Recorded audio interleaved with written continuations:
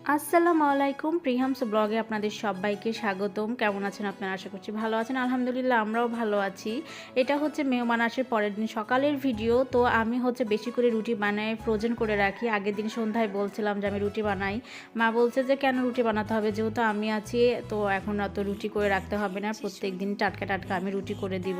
আসলে মারা থাকলে যেটা হয়। তো এখানে মা রুটি বানাচ্ছে আর এখানে হচ্ছে কয়েকটা পরোটা ভেজে নিচ্ছিলাম, কারণ হচ্ছে আমার আবার সকালে রুটির থেকে না পরোটা খেতে একটু বেশি ভালো লাগে।